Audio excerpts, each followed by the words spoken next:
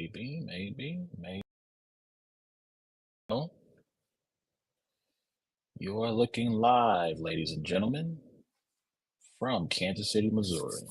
Good morning, good afternoon, good evening, no matter where you may find yourself as you listen to this and you tune into the only sports podcast with brains and bars. You tune into another episode of It's a Black and White Thing featuring A1 and A Ward.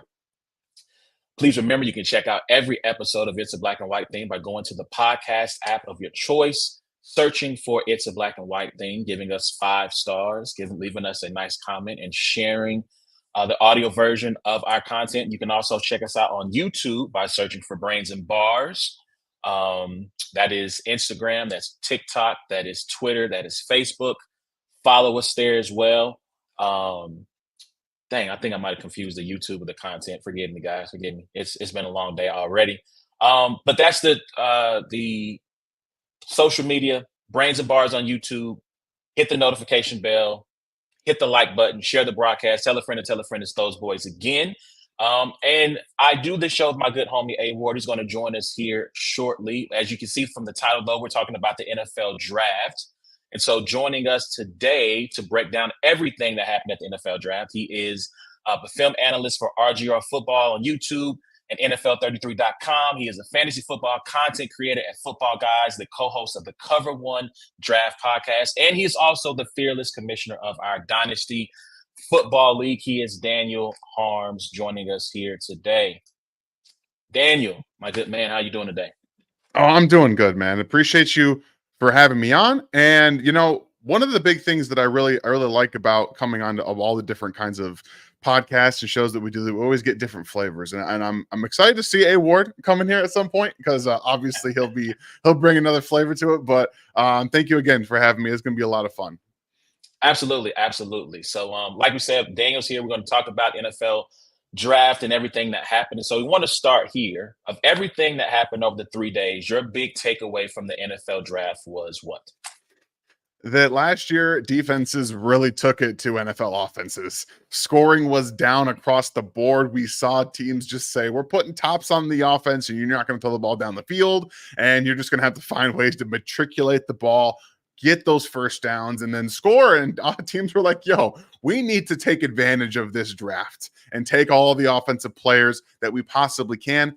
And the fact that, this year the draft wasn't as deep, quote unquote, as it normally is because of the COVID year. Next year, that's going to be done with. That extra COVID year, that extra eligibility thing is gone. And teams were just, again, throwing these darts early. We saw some reaches. We saw some guys go a little bit before we expected them to, but also lots and lots of seniors getting drafted and extra year seniors. So defenses really took it to offenses last year, and they were not happy with that. And we saw 14, 15 straight picks of offensive players this year. It was insane. Yeah, and one of the things that we saw during the draft that I found to be interesting, we saw a record amount of quarterbacks, or tying record amount of quarterbacks taken in the first round, 6, which tied the 1983 draft. And the one that I think, well, I'll say this, the one that took people by surprise the most was Michael Penix Jr., going number 8 overall to the Atlanta Falcons. So I am going to make you GM Terry Fontenot, right? I'm going to be Arthur Blank. You sell me on taking Michael Penix at number 8 overall. All right. Well, there's a lot that goes into this. We just brought in Kirk Cousins, aging quarterback who, let's be honest, hasn't always gotten the job done, right? Good quarterback, good player, does what he needs to do, gets to the postseason, prime time, we see him kind of fall apart. We believe that he can be better, right? We believe we can suck the last viable juices out of Kirk Cousins for the next couple of years. But what have we seen with quarterbacks over time? Coming off of Achilles injuries, I don't know. Yes, we do believe that Kirk Cousins is going to be able to give us a few years here. Get this team who was maybe a quarterback away, that we believe was a quarterback away, drop them in there and get going. Wouldn't it be nice just to have an easy bake oven on the sideline? So whenever Kirk Cousins, maybe he gets hurt again, maybe he's not the player he was, if we have him just kind of helping out this young young quarterback that we've drafted in the top 10, which again, we don't know when we're going to be drafting in the top 10 again, because we brought in Kirk Cousins to make us a team that wins the division, maybe goes deep in the playoffs, get to a Super Bowl. This is the best quarterback draft that we've seen in a very long time. And we are in a position that we might not be in again going into the future. With the quarterback that's aging, has injury problems. Yes, we drafted a quarterback who's a little bit older. He's got some injury stuff. But what we saw the last couple of seasons at Washington, those injuries were non-existent. All the medical stuff from the combine came back good. And we feel really good about this player. Michael Penix is going to make us better in the future. And right now, even if Kirk Cousins isn't right away ready to play, we have a guy who can compete in training camp. And hell, if he's better than Kirk Cousins, we can just start him right away. And we have no problems with anything here. He can just come in, he can start with a ready-made offense, weapons, running back, boom. It's a made situation.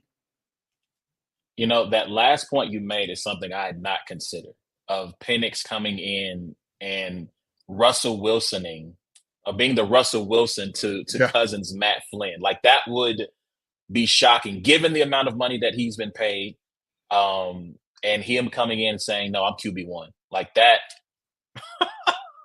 That would make for I would love to have, I know the NFL has started to have in-season content where they follow teams. If that were to happen, you have to make that the play. Like, we have got to watch that whole dynamic play out. Can we get Hard Knocks in Atlanta now? Stat. Like, do that now. I want to see this unfolding. Yeah, because it reminds me of Justin Herbert when when they had Hard Knocks his rookie year. And one of the things you could see in training camp is you were watching these veterans watch him throw the ball, and they're going, okay, this kid might have something. And so to be able to see like a Drake London or a Kyle Pitts, especially if you have one of those moments where Kirk is overthrowing him. Yeah. And one of the things that Penix did really well was he threw a really good deep ball. And so if he's missing these targets and then Penix comes in and he's hitting them in stride, he's being accurate, and these guys, man, Penix throws a really good ball, and they just cut to Kirk while he's watching it. I'm here for the messiness of it all.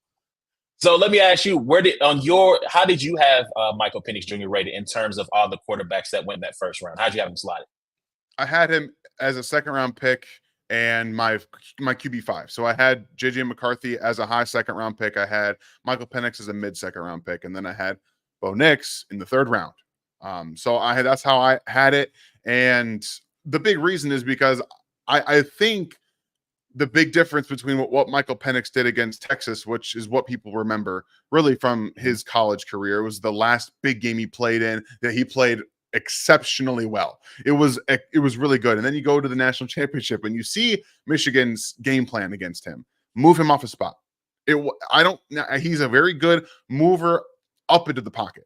If you move him off of his spot left to right, but even moving up and back, the ball starts to become less accurate. The ball placement becomes a problem. You can be an accurate quarterback, but ball placement matters more, in my opinion, than just being accurate, because that's what we see when we see completion percentage and accuracy numbers. All that stuff gets thrown out the window if your ball placement drops when you are on the move.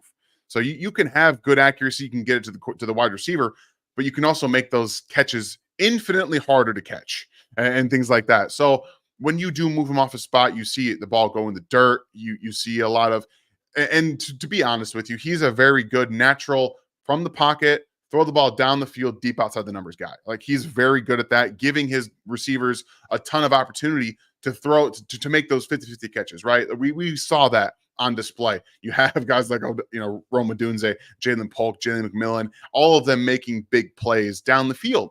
And that's what he's going to do well. So it also makes sense if you think about Drake London and Kyle Pitts, assuming that those guys are going to be in Atlanta going forward, you can give them those opportunities if they're going to be, whole stalwarts in that offense for the next 5-6 years. You give Michael Penix the opportunity to showcase what he does. He's got a huge arm. He's got a huge lefty arm. I think that his, what he can be is Geno Smith.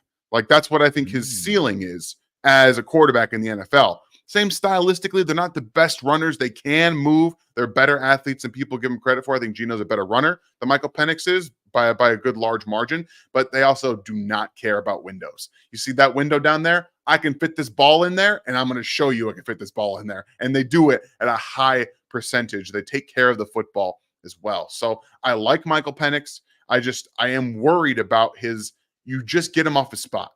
I think that when you do that in the NFL, you do it more consistently, you're going to see some of those chinks in the armor more often than you saw them at Washington. And that's why the Michigan game sticks so true to me, because all it did was move him at times. You heat him up and you see the completion percentage start to really go down. Okay. Okay.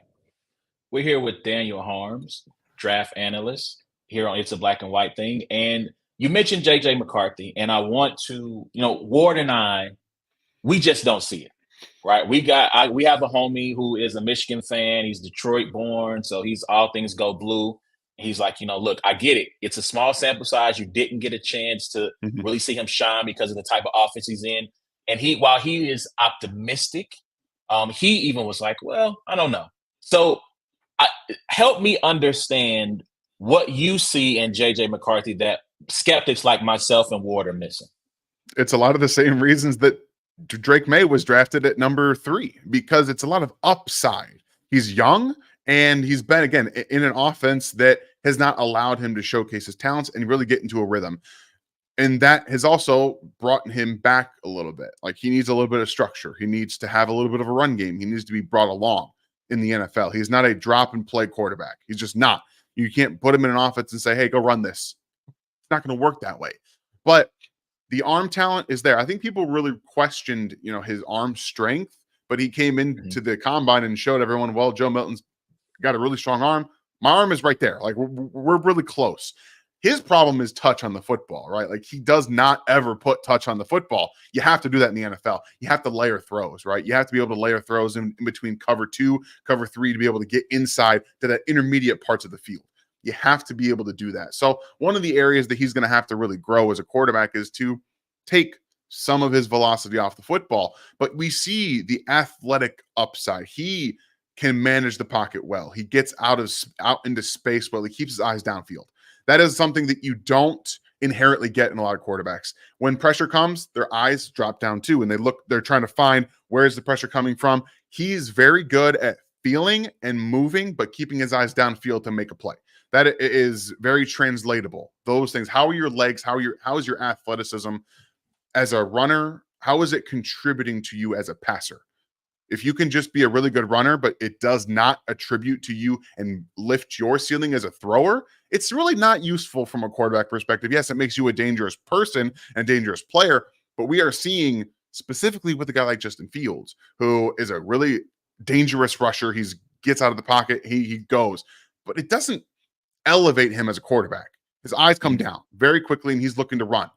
JJ McCarthy can do that, and he can translate that into the NFL. But also, I think he's excellent off of play action. I think he's a very accurate quarterback when kept clean. I think he's better from the pocket than people give him credit for. But it's hard to extrapolate what he did over at Michigan into the NFL, specifically because you need some sustained success, right? You need to show that, or against these big teams where Penn State's defense, in the second half, you run the ball, you never throw the football. Like, it's tough. It's a hard pill to swallow when your team is like, when you're watching this guy, I'm just like, he's never had to throw the ball. Like, he never does. And then he gets into big games like TCU 2 years ago, where he made some really poor interceptions, he made some really poor throws, but he also was the only reason they were even in that game. They shouldn't have been anywhere near that game. But because of his, again, kind of never say die mentality, I think that he's a much better option at quarterback than people gave him credit for because of the offense he ran. And I think that in an offense where he's allowed to throw the football a lot more and, again, he's in Minnesota. He's got Justin Jefferson down there somewhere. He's now got Jordan Addison down there somewhere. He's got TJ Hawkins, and he's got some playmakers to help him. And one of the best play callers in the NFL, and Kevin O'Connell, as his head coach and play caller. We saw what he did with Josh Dobbs off of like 2 days. Input, like, wow. That's what I'm looking forward to. He's going to have a whole offseason to implement stuff. Maybe Sam Darnold starts, which will be fine for me. I'd be fine with Sam Darnold starting and him watching how it works. Like that's Yeah. fine. It's how teams should be developing some of these younger guys, but we see them get thrown into the fire like Zach Wilson and things like that, and teams don't really do it. I also think Jacoby Brissett should be starting maybe the entire season in New England over for Drake May. That should probably happen, but we'll see. So it's, again, you're betting on the talent because in today's NFL, you have to. I see. So you mentioned Joe Milton. You mentioned Joshua Dobbs, and I feel like the way to make this man appear is you start mentioning Tennessee football players, and guess who appears? Guess who appears? We need one more. I didn't get to 3 of them, so it's almost like the Beetlejuice thing, right? Like I didn't get 3. Nathan Peterman he doesn't need to be brought up for any real reason. Ward, how you doing, man? I'm good, man. I'm good. Sorry about that, fellas. Work kind of threw me a little curveball. We're good. All good. I understand, completely understand. So we're talking NFL draft with draft analyst Daniel Harms here on It's a Black and White Thing, and we were talking about quarterbacks. Michael Penix going number 8, JJ McCarthy going number 10 to Minnesota, who traded up, by the way, one spot to do so. So here's something that I find interesting.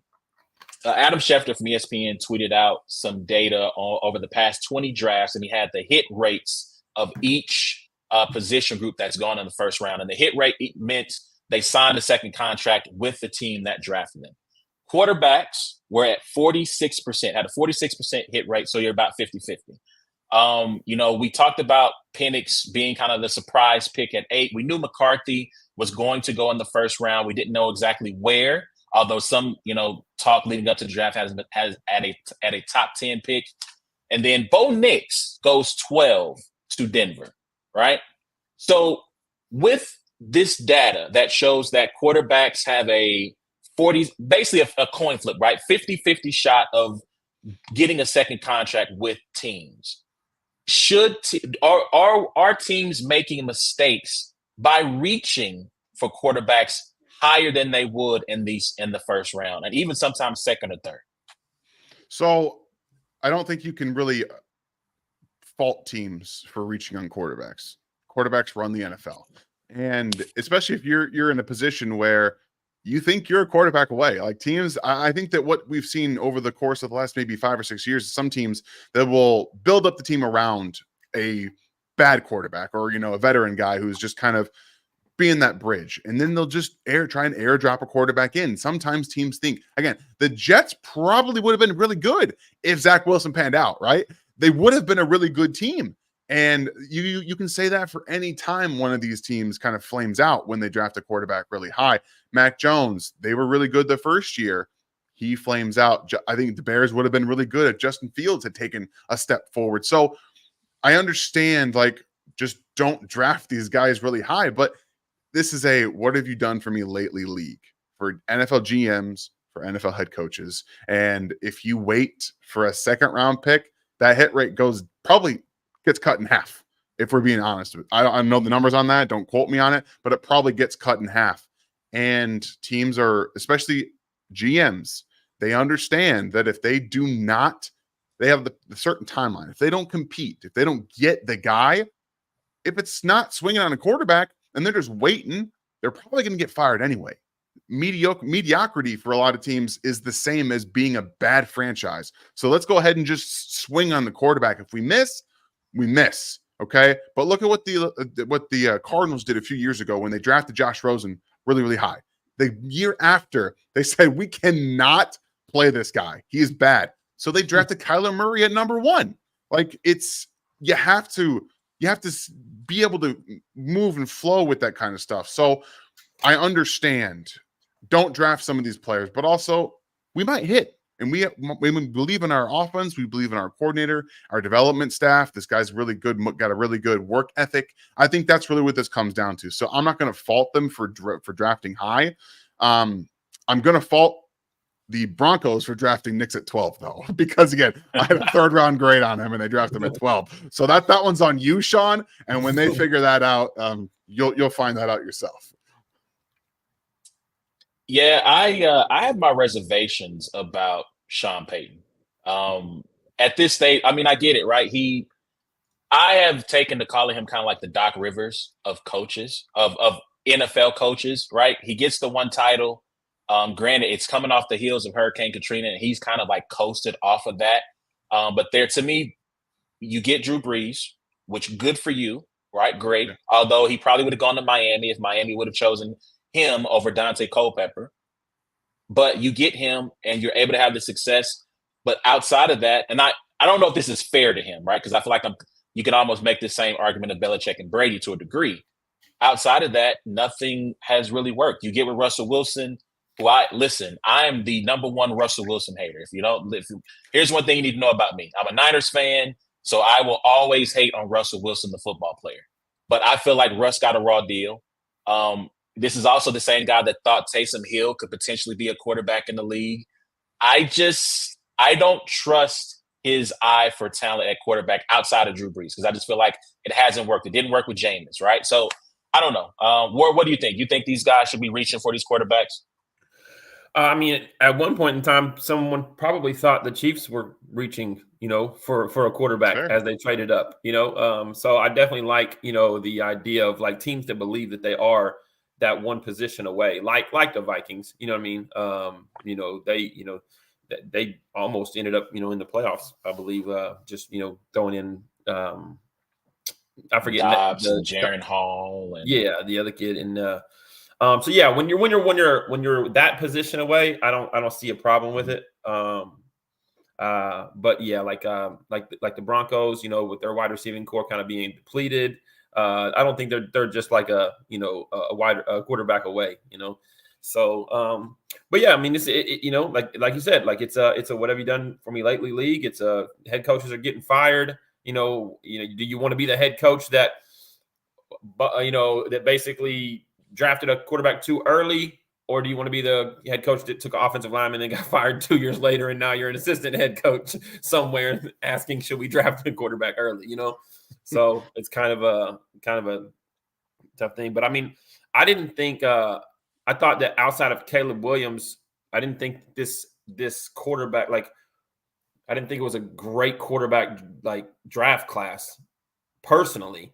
So I think that's why I was kind of more like 6 in the first round. Like, wow, this is, this is kind of wild. And it was just guys were just kind of shooting up. Like, at one point we didn't even think JJ McCarthy was a first round guy. And then one day an article pops up and it's like, yo, he might be taken at 4. And you're like, whoa, wait, what? And then, obviously nobody thought Penix was going, that early, and then Bo Nix jumping up. So I think it kind of just in the last few days, our minds were just like, oh, those 3 quarterbacks are going to go. And then, the other 3 will go whenever. But it was kind of wild. Yeah. And one final thing on the Broncos before we keep moving. I wonder what Sean Payton has against his wide receiver room. He got Jerry Jeudy out of here. Courtland Sutton is continually under trade speculation. And this is just a random thought off the top of my head. Like, I get it. Jerry Jeudy didn't work out. But Courtland Sutton, when healthy, I feel like you have to put that in quotations around him. When healthy, has been a good wide receiver. So I have some questions about the talent and draft mind of Sean Payton at this point. I don't want to say that the game is passing by because I feel like that's unfair. But we'll see. We'll see, man. Y'all let us know what y'all think about these quarterbacks. Are they being drafted too high? Hit us up on Twitter, Facebook, at Brains and Bars. We're here with Daniel Harms here on It's a Black and White Thing. So let's talk about the first round. First round, Daniel alluded to, you had a record set for offensive players taking in the first round, 23 of them, including the 6 quarterbacks. Daniel, in your opinion, is this the start of a new trend favoring offense in the first round, or is this just a one-off? Yeah, I kind of talked about this a little earlier. I think that this was often the teams were like, look, one, this is a really good offensive draft. We don't necessarily have a lot of these defensive players ranked really, really high. I think I had maybe 5 or 6 defensive players with first-round grades overall. Like, I had 21 first-round grades, and most of them were offensive players. So they took advantage of the fact that this is a really good offensive draft, and it's going to go down as one of the best tackle classes ever. Offenses around the league are hurting for tackle play, for competent tackle play. That's going to naturally bump some of these guys up. But also, like I was talking about, defenses shut offenses down last year, and they wanted to inject talent in their offenses any which way they could do that. Offense, quarterbacks, wide receiver, tackles, any way that they could boost themselves up, they were going to do that. Honestly, that's why we saw Brock Bowers go to the Raiders. The Raiders believe that maybe not this year, but next year when they are in range to draft a quarterback, probably again, they're going to be able to do that and drop them into this situation. Like that's exactly what we're trying to get to here. Some of these offenses and some of these teams think that if they continue to build up the teams around them, then they can go and get one of those quarterbacks, whether it's trading up for or just, I'm going to say this in quotations for those of you that are listening and not watching, tanking, because teams don't tank in the NFL, but they do. So there's always that to it. I just think that the teams saw this draft and were like, this is one of the best offensive drafts that we're going to see in a long time. We're all going to pivot and we're going to take offensive players and see what happens. But it doesn't mean there were bad defensive players either. There was really good.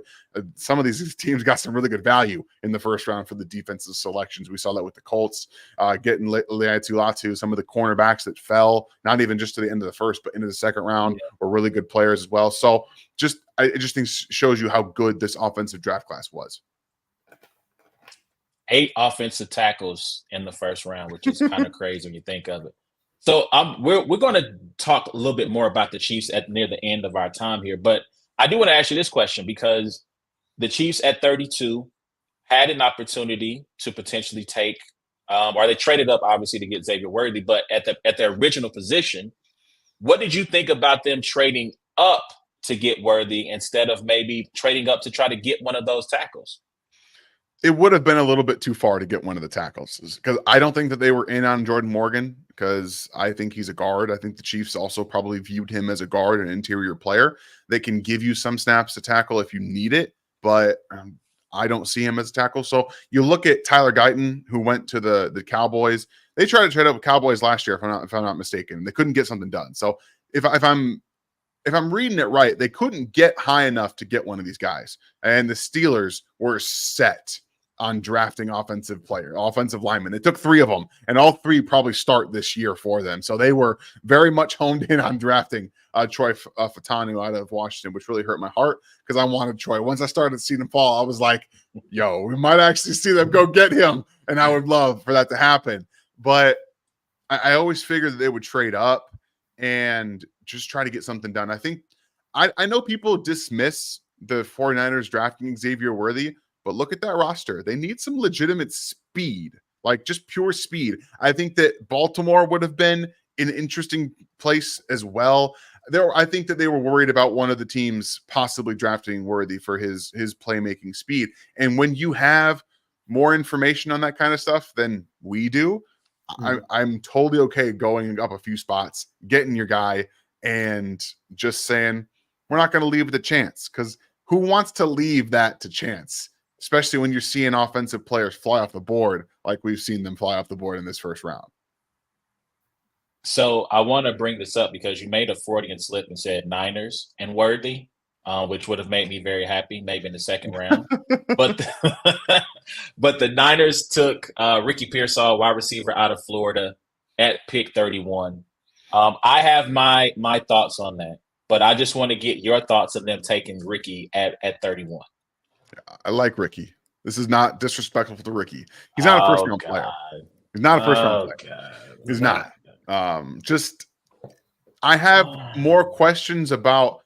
Now, I don't have questions about what he's going to do in San Francisco because they're great at scheming guys into space. They're great at getting their players into space. Like I've got no worries about that.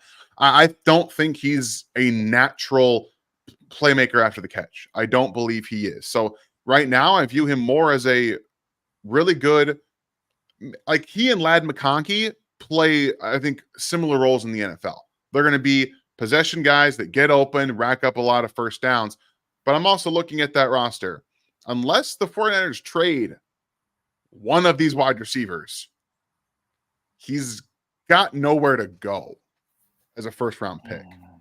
Christian McCaffrey, I know everyone's getting older, but you've got McCaffrey, you've got Ayuk, you have Samuel, you've got Kittle. All these guys are here. And then, yeah, maybe this is 2 to 3 years down the road. Fine.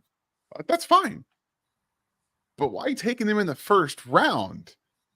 And I really like, I'm one of the first people that was talking about Ricky Pearsall as a guy who's going to steal the spotlight, like the next Puka Nacua. He's in the first round. We are light years past the next Puka Nacua at this point. Like, he was drafted in the 5th round.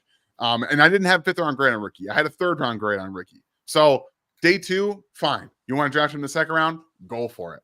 I thought I was surprised. I also understand the fit, especially if they trade away a guy like, and this is going to make your head hurt. I'm apologizing. Don't you say like Brandon Ayuk, because that is the role that he fits in that offense. It's not Juwan Jennings' role, who is a better player than everybody wants to really think he is. The GOAT, let's be honest. Like, he can't fit that role. The role that he fits is Brandon Ayuk's. He also can't be Deebo Samuel. So everyone's like, what happens if they trade Deebo Samuel?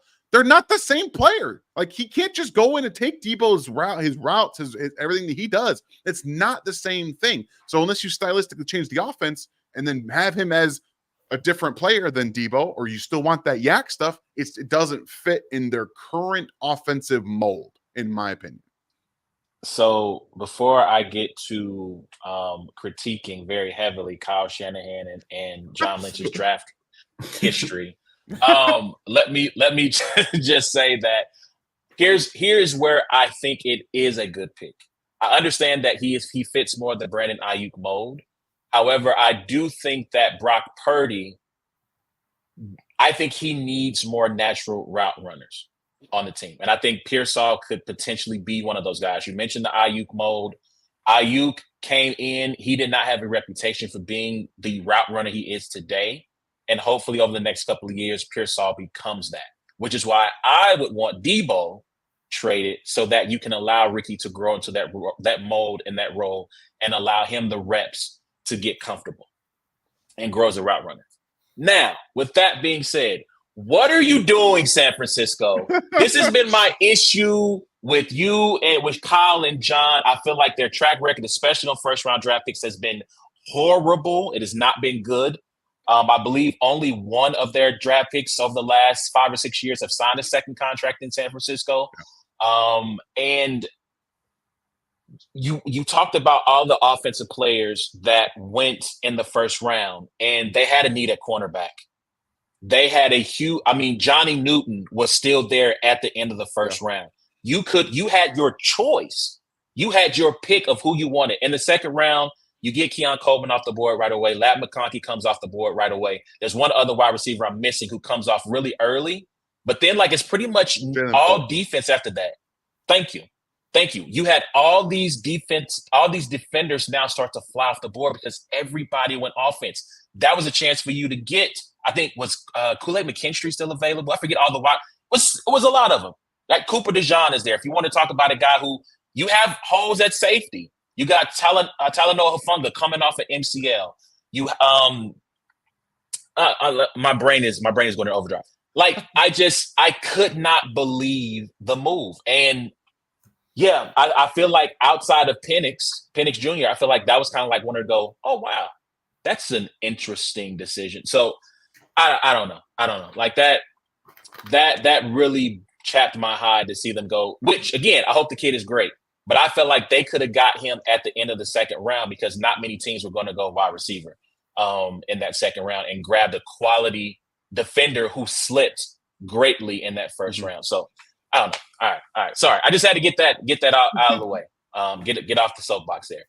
All right. So let's keep moving here. Let me ask you this: what do you look for when you're trying to determine what constitutes a winning or losing draft team? Really, it's more about value at need, because you can always draft really good players and again have them be kind of boxed out of making an impact early. I don't think that's necessarily a bad thing, but if you can continuously help what you need to help and still get value in doing that, that's always like the main winners, right? But guys that will take a draft scenario and say, we have to do this now, even if that means kind of reaching on players, I still think that's a win for me. Like I'm okay with that because you know what you need. You know what you need, and you're going to go ahead and address it. So there can be a lot of different substitutes for the term winners and losers. But I think at the end of the day, are you able to get value and still really improve your team overall? Okay, so I'll ask you. We'll start off with you. Who do you think had a really good draft this year? The Pittsburgh Steelers had a fantastic draft. If you, again, I talked about it earlier, they drafted 3 offensive linemen that I do believe are going to start right away for them.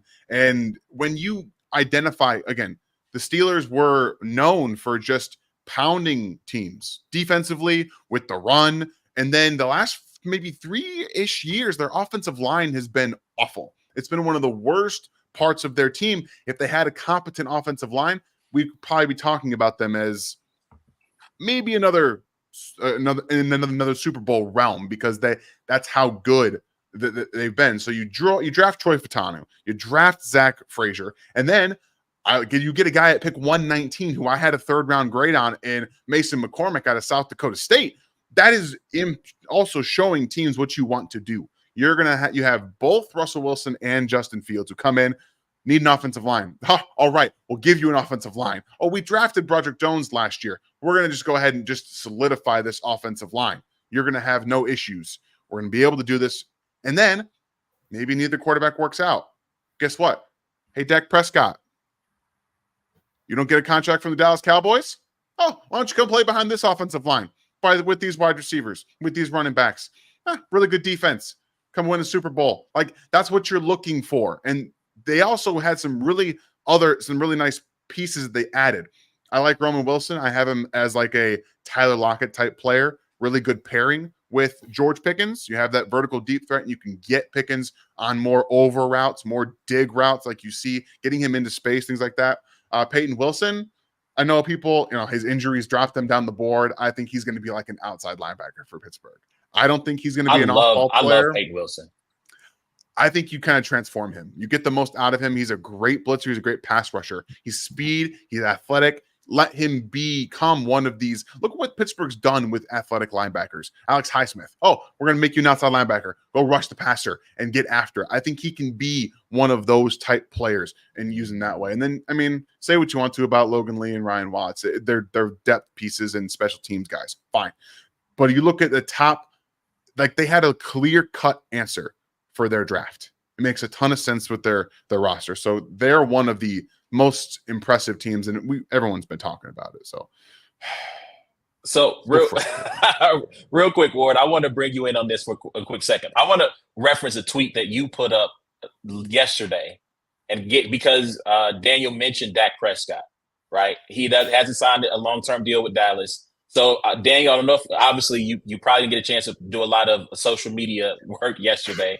But Ward put up a tweet that said, in the 4th quarter, I want to make sure I get this right. In the 4th quarter, Which quarterback do you fear more? Dak Prescott or Josh Allen? So, Ward, before I have you answer that, Daniel, I want to ask you, what was the impetus that led you to put that poll up? Well, I just saw a tweet from my guy Tuck, and he covers the Cowboys heavily. He's obviously a big Cowboys fan or whatever. And there were rumors that the Cowboys were looking at trade possibilities with Najee Harris. And so he's retweeting, and he basically says, like, what is wrong with like the Cowboys? We don't need 57 quarterbacks. He said we have an MVP. We don't need 57 running backs. We have an MVP quarterback, a number 1 wide receiver. We're going to air it out. You know what I mean? Like, and I just responded and said, you have an MVP quarterback? Like, you know what I mean? Like, a little bit of slight troll, but, and he, so we have this discussion, and statistically speaking, he's an MVP, and I'm just like, I start thinking to myself, I'm like, I don't think Dak Prescott puts the fear in like defenses like certain quarterbacks do. Like, I think Dak Prescott is like a probably top 8 quarterback in the NFL. But I'm like, I don't get that feel from him. So we kind of had a dialogue back and forth. So I put the tweet up, and I'm just like, 4th quarter, 2 minutes to go. Who are you taking, Dak Prescott or Josh Allen? Like, for me, I'd clearly take Josh Allen, even with the interceptions. I just feel like Josh Allen is a better overall quarterback than Dak Prescott. So that's kind of where it started, going back and forth with some Cowboys fans. So Daniel, I'll let you answer that question. Who you take, Dak or Josh? 2 minutes to go. You take Josh Allen because of the ways he can win you the game. Like it's Mhm. not, and I think that Dak's an incredible quarterback mind. He can run any offense you want him to, and he can do it at a very high level. But the fact that Josh Allen can win you the football game with his arm, with his legs, and with his grit, that is so underrated in my opinion for quarterback. Yes, he probably should take better care of himself, but he has no regard for what does to himself, what happens to his body if he can find a way to win the game. I have so much admiration for that. And yes, the turnovers are what they are. Sometimes he makes some really bad decisions. Like, okay, I'm gonna live with it. I don't really care because at the end of the day, you're trying to win the football game. You're not trying not to win it. You know, right? You're not trying not to lose it. And sometimes that's what gets in Dak's.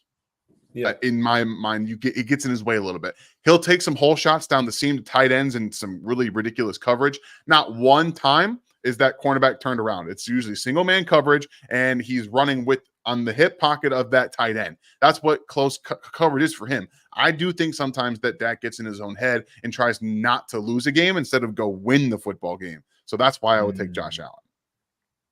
All right, cool. I would take Josh for the record too. We saw what he's done in the playoffs with the game on the line in particular. Granted, it was in a losing effort, but the game against the Chiefs where he and Mahomes are throwing haymakers back and forth, and they're just going up and down the field. So respectfully, for Josh Allen. I feel so bad for him. That dude has played some fantastic football in the playoffs, and Mahomes just says no, no.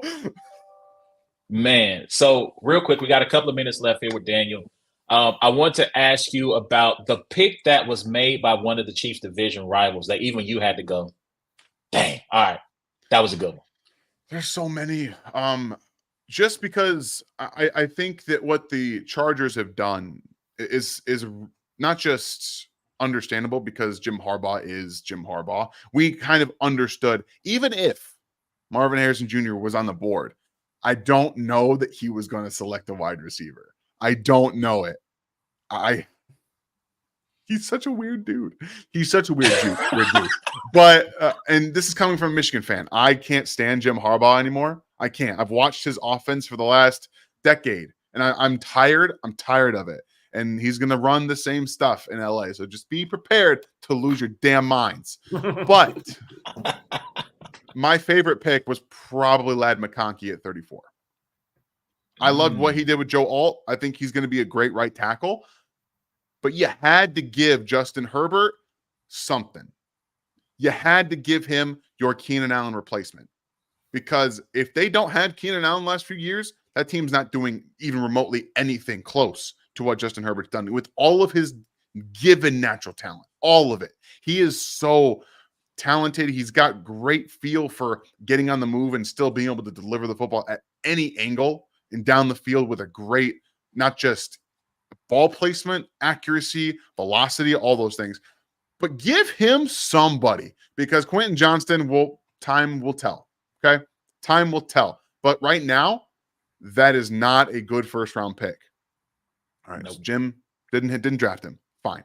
But Ladd McConkey is going to come in right now and just win. He reads zone coverage great. He's able to beat man coverage. He's faster than people think because of the way he plays, but he can still take the top off of a defense.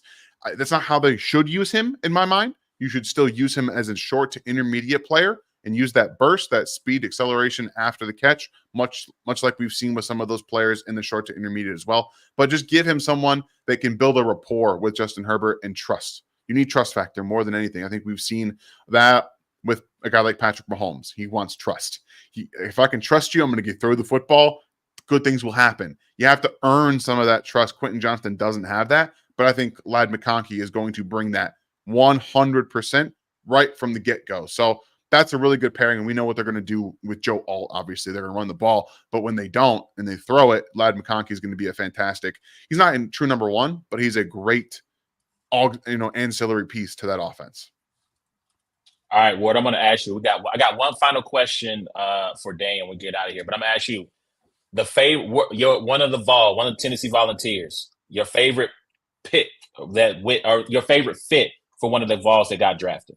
Well, we only had 3. Joe Milton obviously is going to come in and throw the Hail Marys at the end of the second quarter, and then in the fourth quarter. So that's a long, I thought Jalen Wright, putting him in the backfield with Achane and Mostert, it was just perfect for what Miami's doing.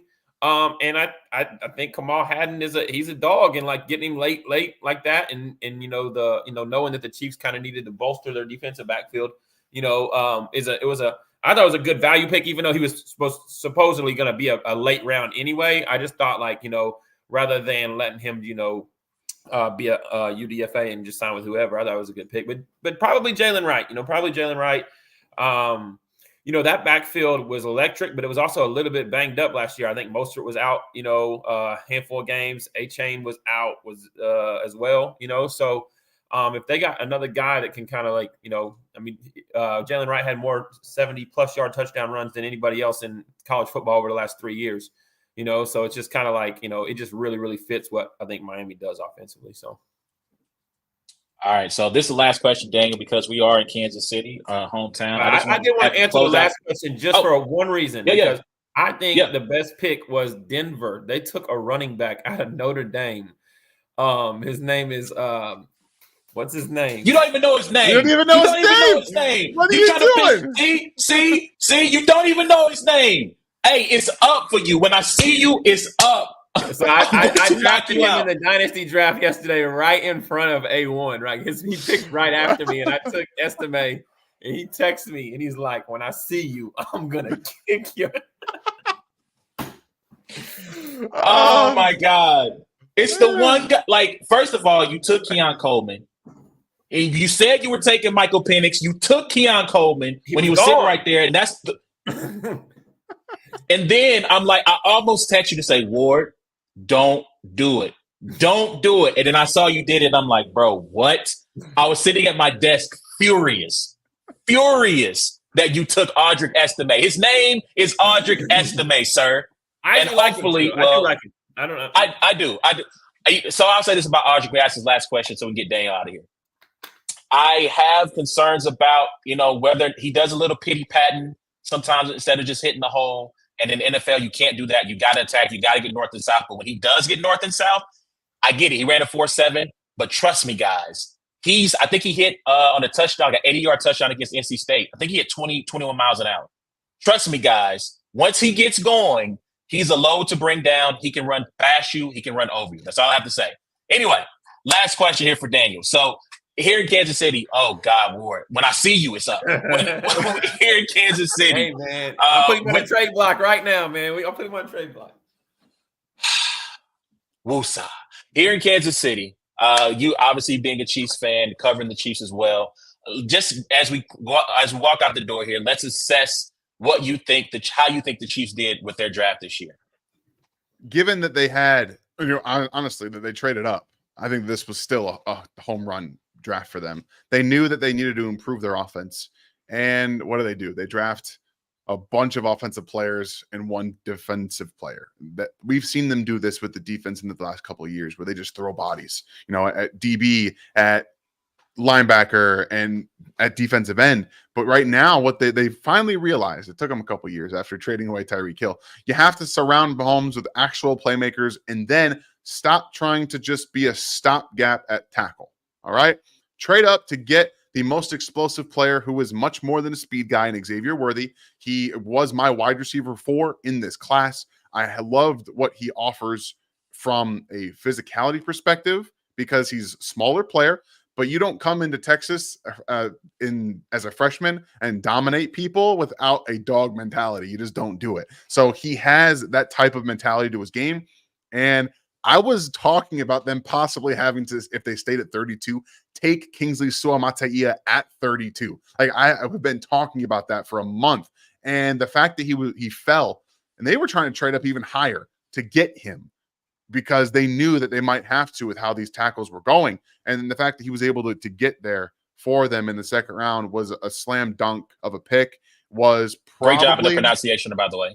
Oh, thank you. It's been a work in progress. If you go back and actually watch my Kingsley video, I'm pronouncing it wrong the entire time. So we have come some distance from them. So I love that pick. And then we have to wait for them all until the 4th round, and then they just go ahead and still draft players that I had day 2 grades on, with Jared Wiley, who again is learning the process. My concern about this is that I don't think tight end was a need right there.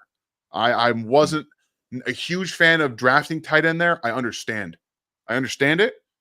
Personally, myself, I would have gone probably at wide receiver. Again, I would have smashed at wide receiver there, because you go to 2025, there's maybe 2-3 guys on the roster.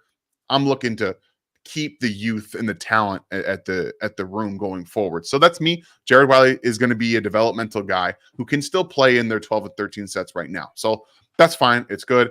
And then they got the best pick of their draft in Jaden Hicks. Was my safety 2. I had a top 50 grade on him. A lot of people had a top 50 grade on him. They get him in the 4th round. And what they can do with him, if you guys want to find out the best way you can use him, you can go watch my video breakdown of him on RGR Football. I posted that last week, so I have a full breakdown of him now. He's going to be a very useful player. I think he's going to be what Dan Sorensen was at his peak, but plus.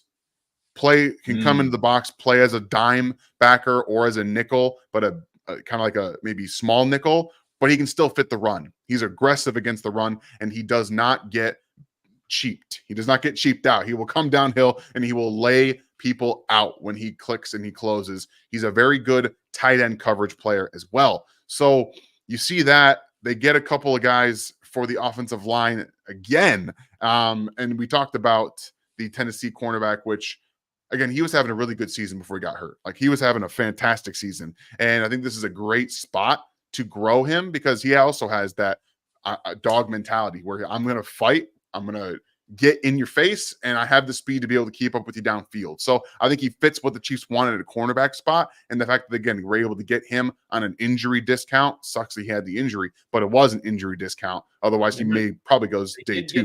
They did get a former Tennessee Volunteer on an injury discount in the 6th round, I believe, 3 years ago, Trey Smith. That's true. And look what happened there. Yeah. So, yeah, I mean, and honestly, the offensive lineman out of Penn State, whose name is currently escaping me. Hunter Nourzad. So Hunter I got it Nourzad on the screen. I'm not sure you can see it, but Nourzad, who has multiple position flexibility. When he was, I believe, at Cornell, he played right tackle for them, and then he played all 3 interior positions at Penn State. I know he played center for them, but this guy's going to be what Nick Allegretti was to Kansas City. That's what he's going to come in and be immediately. So they drafted a guy who's going to be their 6th offensive lineman. I love what they did, and they took a shot on a Holy Cross guy who was very, very athletic. Fine, do what you normally do, but 3 offensive linemen and a wide receiver, a tight end, and then 2 DBs. This is what the Chiefs do. Like, this is a really good draft for them. So I was really, really excited to see what they did this year. All right, cool. He is Daniel Harms, film analyst for RGR Football on YouTube and NFL33.com. Also, content creator at Football Guys and Cover One Draft Podcast. Thank you, sir. As you can see that is his Twitter handle if you want to find him. And no, I'm never calling the X, so don't ask. His Twitter handle at InHarmsWay19 on Twitter. You can follow him there. And please remember, you can check out every episode of It's a Black and White Thing by going to the podcast app of your choice, searching for It's a Black and White Thing or at Brains and Bars. Rate, review, subscribe. Same thing for the YouTube at Brains and Bars. Hit the notification bell, give us a like, share the broadcast, tell a friend it's those boys again. And once again, off social media at Brains and Bars. That's TikTok, Instagram, Twitter, and Facebook. Until next time, it's been a black and white thing, man. Daniel, thank you very much. We'd love to have you on again in the future to talk more Chiefs football, more draft content. Got a couple of things I want to discuss, including your how you got into sports media, and then any advice for those who want to maybe get into that space. So, but until next time, thank you, sir. And we'll see y'all later. We're going to try to figure out if we can get together again, me and Ward, to talk about battle rap events happening this weekend, maybe some NBA playoffs and all that good stuff. But until next time, man, y'all be easy.